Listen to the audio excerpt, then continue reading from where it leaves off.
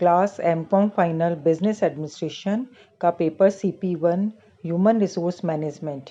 आज का टॉपिक है एम्प्लॉय काउंसलिंग, कर्मचारी मंत्रणा।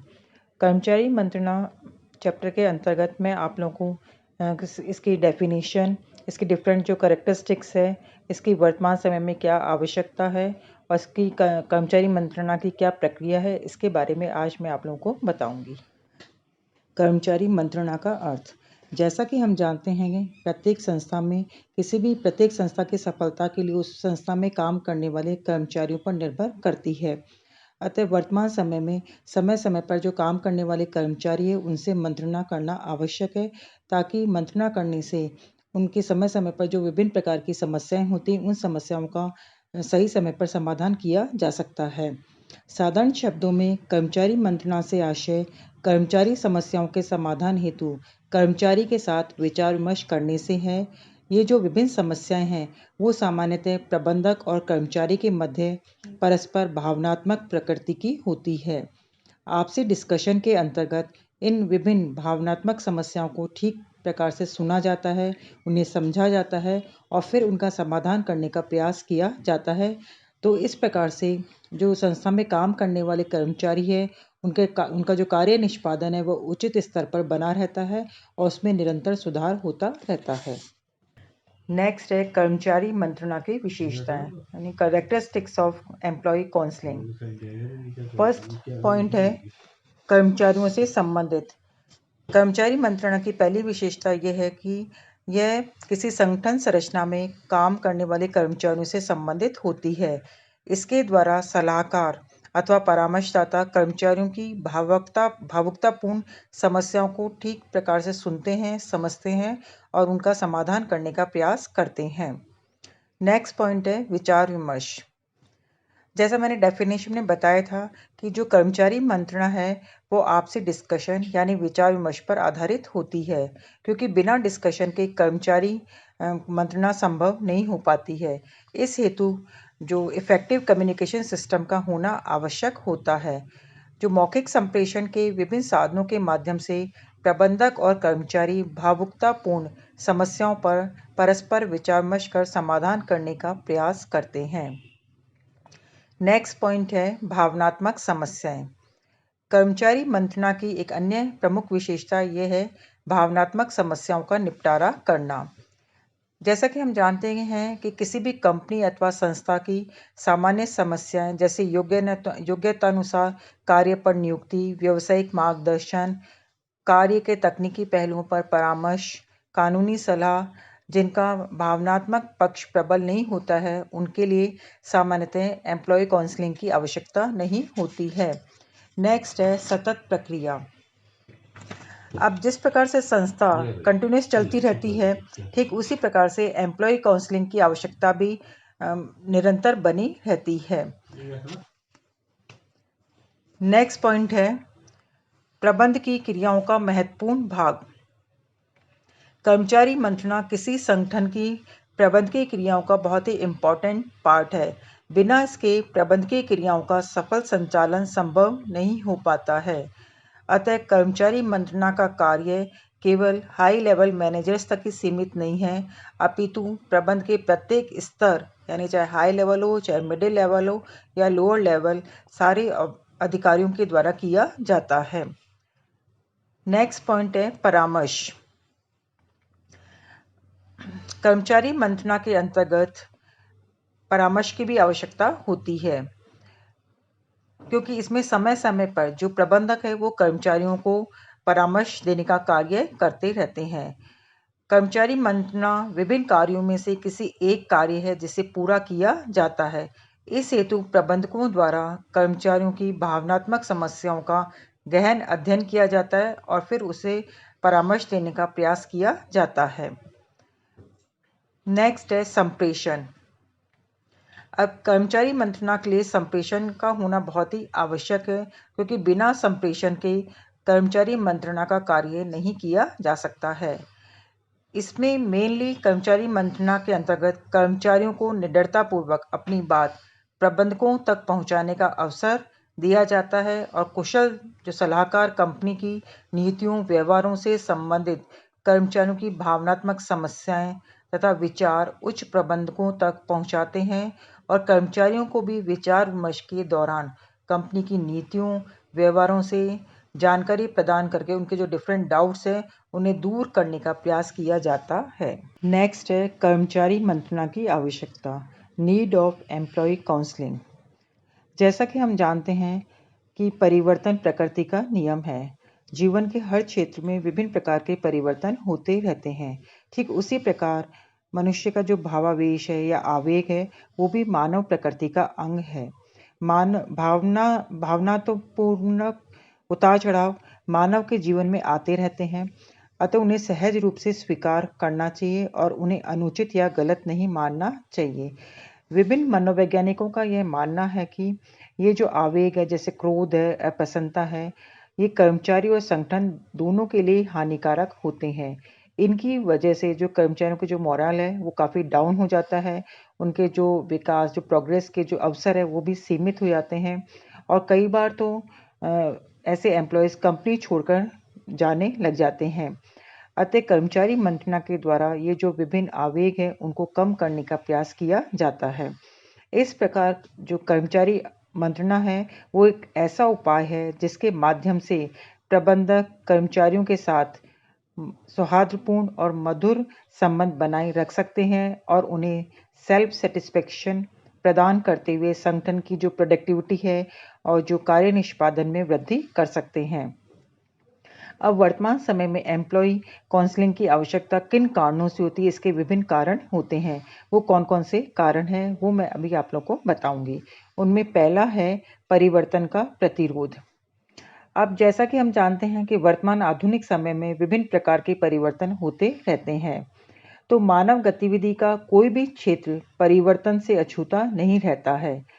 अतः लेकिन जब परिवर्तन होते हैं तो उन परिवर्तनों का प्रतिरोध करना स्वाभाविक है, क्योंकि परिवर्तनों से जो कर्मचारियों की एक्चुअल पोजीशन है उसमें बदलाव आ जाता है और जो उनकी जो एग्जिस्टिंग नॉलेज है वो प्रचलित होने और कार्य करने के जो वर्तमान उनके तरीके हैं उनमें चेंज होने के चांस रहते हैं या उनके बेरोजगार होने की आशंका रहती है। इन कारणों से वो परिवर्तनों का समय समय पर प्रतिरोध करते हैं।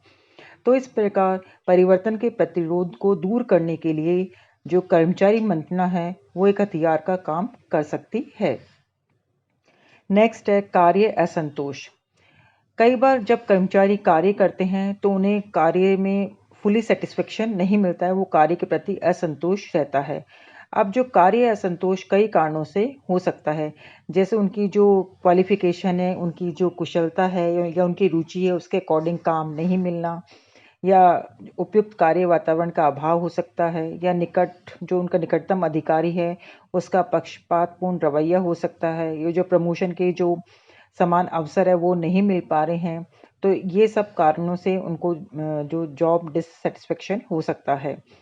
लेकिन एम्प्लॉय काउंसलिंग के द्वारा जो विभिन्न कर्मचारियों के मध्य जॉब डिससेटिस्फेक्शन हो रहा है उसको काफ़ी हद तक दूर किया जा सकता है।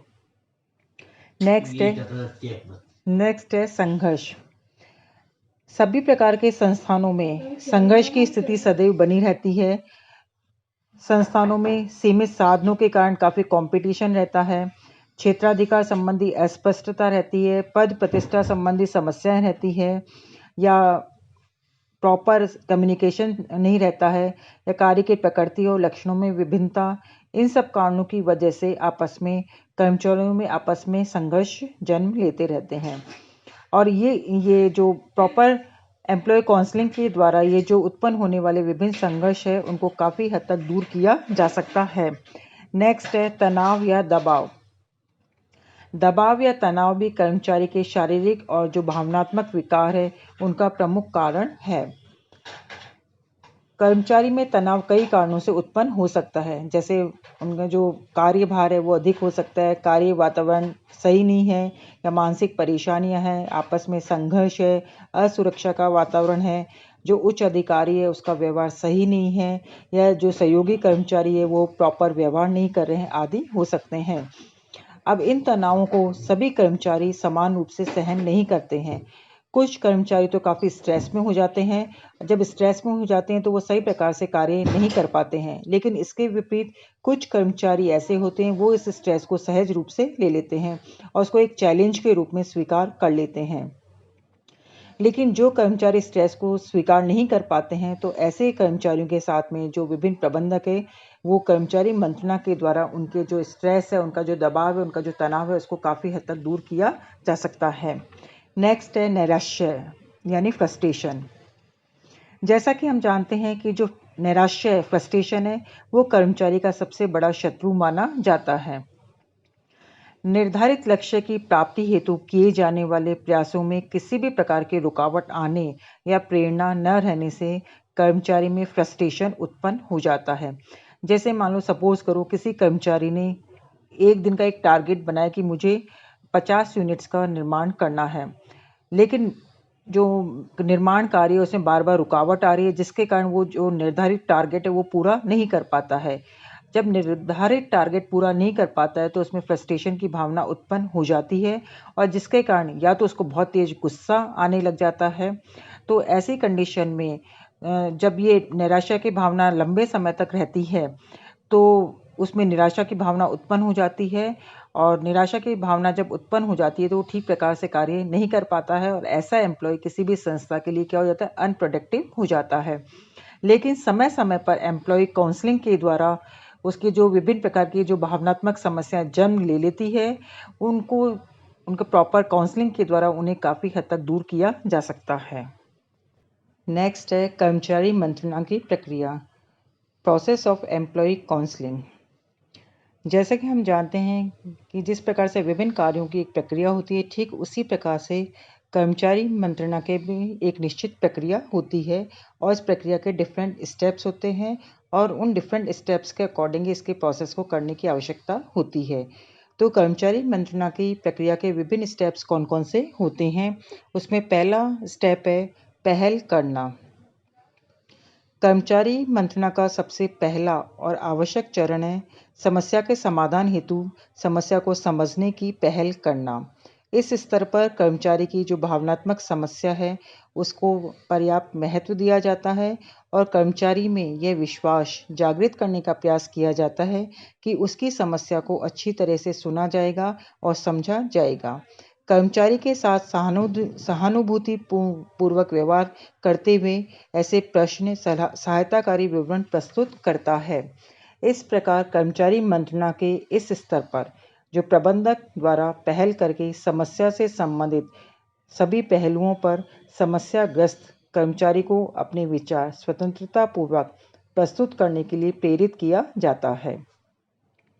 नेक्स्ट पॉइंट है छानबीन करना। पहल करने के पश्चात कर्मचारी मंत्रणा के इस स्तर के अंतर्गत जो समस्या है उस समस्या की बारीकी से छानबीन की जाती है और इसके लिए कर्मचारी से संबंधित जो समस्या के बारे में कर्मचारी से डिफरेंट क्वेश्चंस पूछे जाते हैं और उन कारणों का पता लगाने का प्रयास किया जाता है जिसके कारण से वो भावनात्मक समस्या ने जन्म लिया। नेक्स्ट है कार्य योजना का निर्माण करना।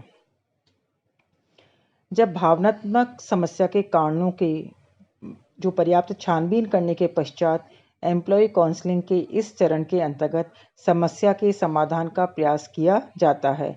इसके लिए जो प्रबंधक है वो कर्मचारी द्वारा संभावित उस समस्या से संबंधित जो संभावित विकल्प है या जो विभिन्न विकल्प है वो प्रस्तुत करने में कर्मचारी को सहयोग प्रदान करता है और उपलब्ध जो विकल्प है उनके क्या क्या गुण और दोष है उनका अध्ययन करने के पश्चात जो भी सर्वश्रेष्ठ विकल्प है उसका चयन किया जाता है।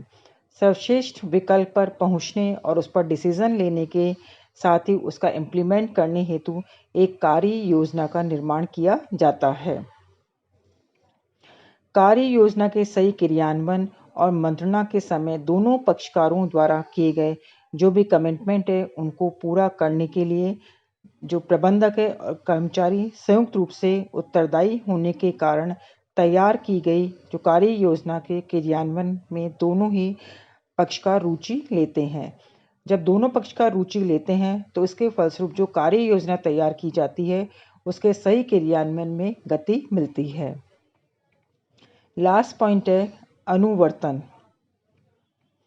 कर्मचारी मंत्रणा के इस स्तर में इस बात का पता लगाया जाता है कि जो कार्य योजना का क्रियान्वयन किया गया है वो क्रियान्वयन सही प्रकार से हो रहा है या नहीं हो रहा है, या नहीं हो रहा है तो उसमें कौन कौन सी कठिनाइयाँ आई है, और यदि कोई कठिनाई या बाधा आ रही है तो उस कठिनाई या बाधा को प्रबंधक या सलाहकार और जो कर्मचारी है वो संयुक्त रूप से उसका निराकरण करने का प्रयास करते हैं।